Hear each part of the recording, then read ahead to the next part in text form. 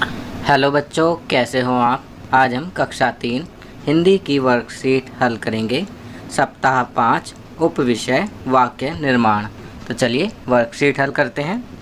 प्रश्न 1, चित्र को देखिए और दिए गए शब्दों की सहायता से वाक्य पूरे कीजिए।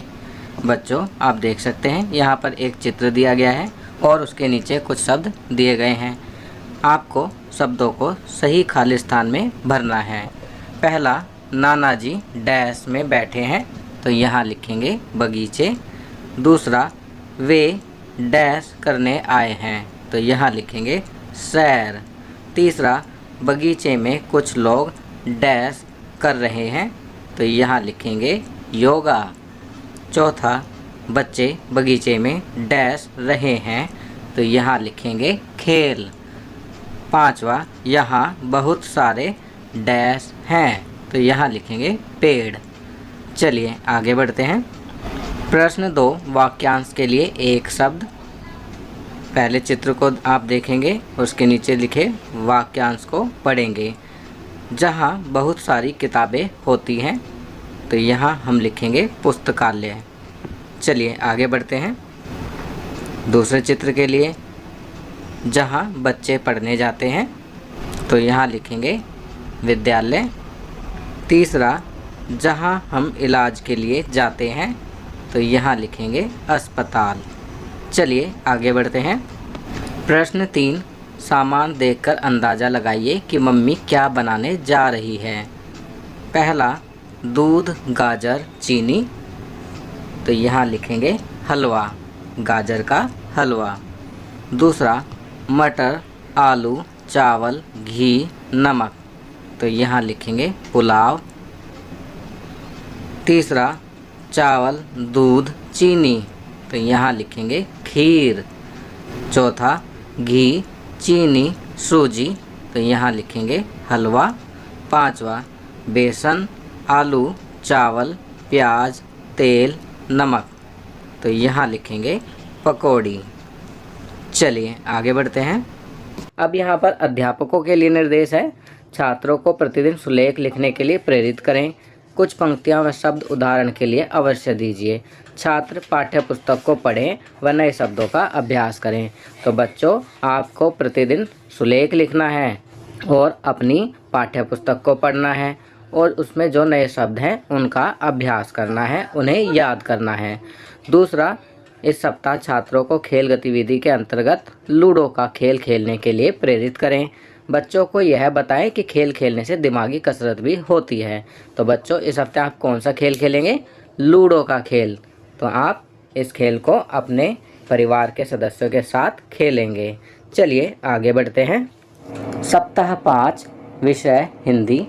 अगर तुम सूरज की तरह चमकना चाहते हो तो पहले सूरज की तरह जलना सीखो। तो ये आज का कथन है।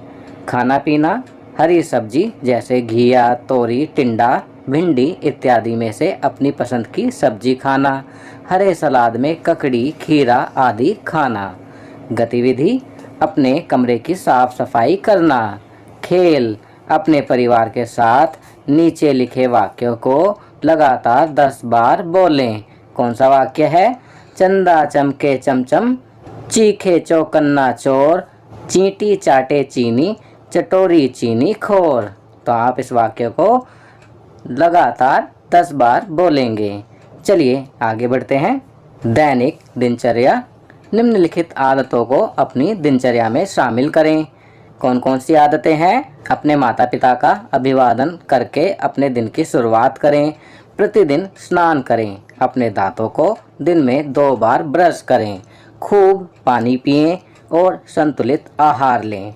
अपने चेहरे को छूने से बचें और अपने हाथों को बार बार धोएं।